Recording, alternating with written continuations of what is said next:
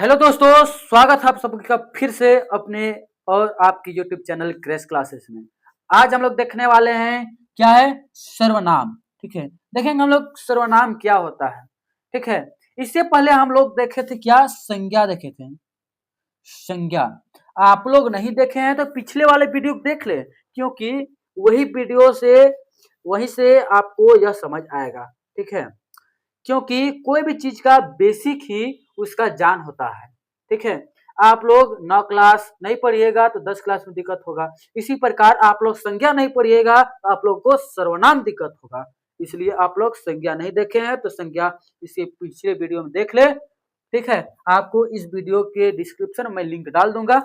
चलिए हम लोग स्टार्ट करते हैं। क्या है सर्वनाम। हाँ, सर्वनाम क्या होता है।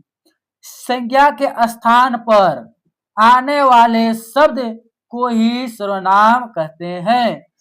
ये तो आप लोग जान गए, फिर से पढ़ते हैं। संज्ञा के स्थान पर काम आने वाले शब्द को सर्वनाम कहते हैं। इतना आसान और सिंपल सा परिभाषा ये मैंने अपने हाथों से खुद लिखा है।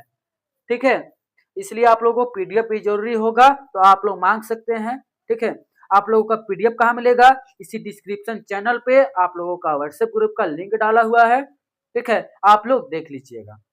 चलिए इसका उदाहरण लेते हैं। वह, उसका, तुम, मैं आदि। ठीक है, चलिए आगे देखते हैं हम लोग। क्या है कि सर्वनाम के भेद। ठीक है, सर्वनाम के भेद। सर्वनाम के कितने भेद होते हैं। सर्वनाम के 6 भेद होते हैं। ठीक है, सर्वनाम के कितने भेद होते हैं, 6 भेद होते हैं। ठीक है, हिंदी 11 सर्वनाम शब्द है।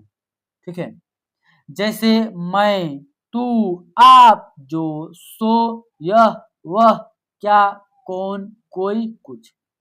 ये सभी आपका आ जाएगा 11 हिंदी 11 सर्वनाम शब्द है। उसी का उदाहरण है। आगे देखते हैं हम लोग जो 6 उसके जो थे उसके क्या है भेद। क्या है पुरुषवाचक सर्वनाम। दूसरा है निजवाचक सर्वनाम। तीसरा है निश्चयवाचक सर्वनाम। तीसरा है अनिश्चित वाचक सर्वनाम। तीसरा है संबंधवाचक सर्वनाम। और छठा है प्रश्नवाचक सर्वनाम। सबका हम लोग बेसिकली डिटेल से देखेंगे, इसलिए आप लोग वीडियो पे बने रहें। ठीक है,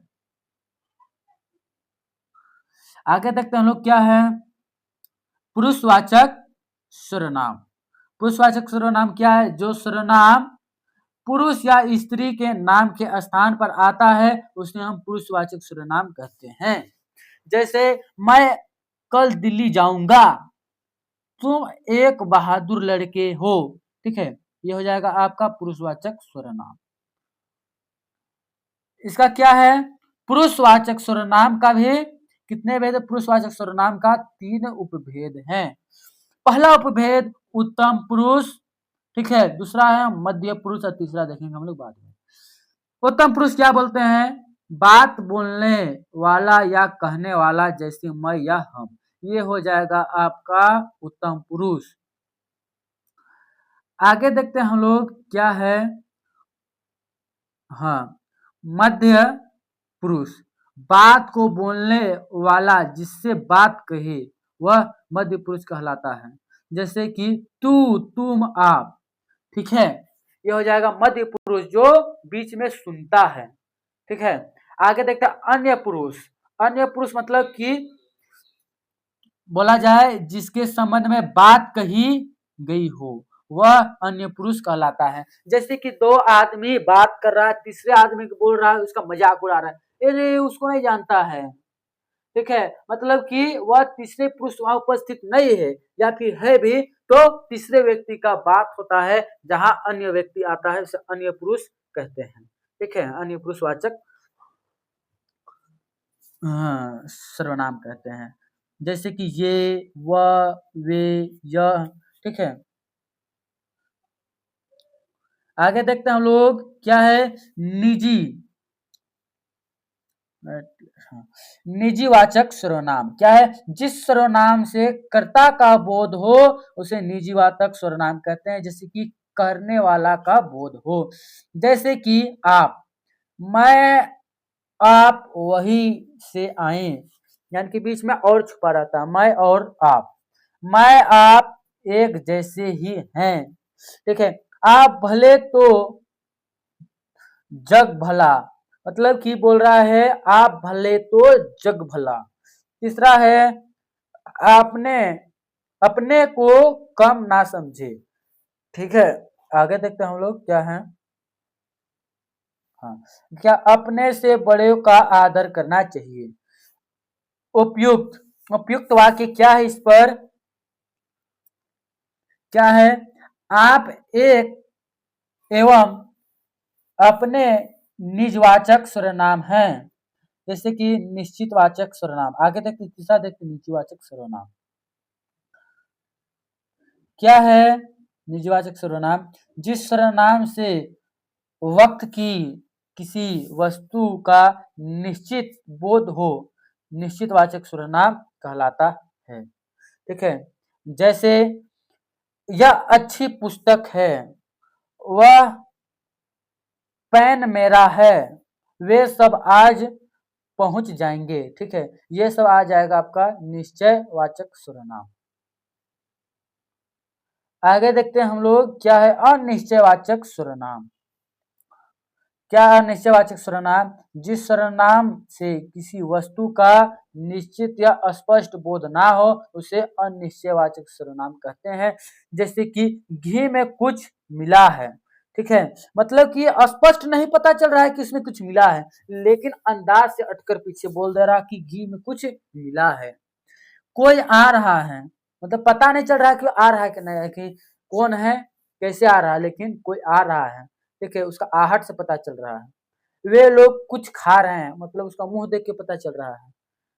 ठीक है, आगे देखते हैं हम लोग क्या है संबंधवाचक सर्वनाम। ठीक है, संबंधवाचक सर्वनाम क्या होता है?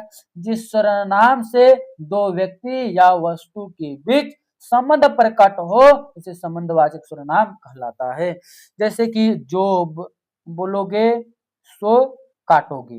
ठीक है, जो चाहो सो करो, वह कौन से है जो रो रहा है। और आगे देखते हैं हम लोग क्या है वह कौन है जो रो रहा है, जो कल आएगा सो इनाम पाएगा। ठीक है, आगे देखते हैं हम लोग क्या है प्रश्नवाचक सर्वनाम। जिस सर्वनाम से प्रश्न का बोध हो उसे प्रश्नवाचक सर्वनाम कहते हैं। ठीक है, जैसे कि कौन, कहाँ, क्यों, कैसे। कौन है वह, कहाँ से आया है, क्यों आया है और कैसे आया है, जैसे कि सवाल बन सकता है। ठीक है, मैंने यहाँ सवाल बनाया भी है, आप लोग देख सकते हैं।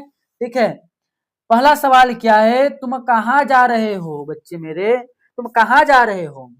दूसरा क्या है, यह कौन है जो तुम्हारे साथ खड़ा है। ठीक है, आगे देखते हैं हम लोग तीसरा, वहां कौन सा, अच्छा वहां कौन खड़ा है। ठीक है, ये सब प्रश्न बनेगा। तुम क्यों खा रहे हो। आगे देखते हैं गुरुजी का क्या नाम है, जैसे कि हम लोग का, आप लोग हम गुरुजी ना हुए तो आप बोल सकते हैं गुरुजी का क्या नाम है, तो बोल दिया तो ठीक है, ये सब आ जाएगा आपका प्रश्नवाचक सर्वनाम। यही जो प्रश्न है वह क्या है, सभी प्रतीक परीक्षाओं के लिए बेहद उपयोगी। यह सभी एग्जाम के लिए, कॉम्पिटिटिव एग्जाम हो या फिर बोर्ड एग्जाम हो, ये आपका बहुत ही जरूरी है। सर्वनाम से कहीं से भी क्वेश्चन उठा के पूछ सकता है, इसलिए आप लोग इस वीडियो को पूरा जरूर देख ले। समझ नहीं आया तो फिर से देखें, और उसके बावजूद भी समझ नहीं आया है तो कमेंट करें। कमेंट का बॉक्स पूरा खाली रहता है हमारा। ठीक है, आपका सबसे पहले दिखेगा और रिप्लाई भी मिलेगा। ठीक है, इसलिए आप लोग इस चैनल पे नए आए हैं तो आप लोग इस चैनल को थोड़ा सा सपोर्ट कीजिएगा, ज्यादा नहीं, थोड़ा सा। ठीक है, फिर मिलेंगे अगले और बेहतरीन टॉपिक के साथ। समाप्त होता है यह वीडियो। ठीक है, जय हिंद, जय भारत।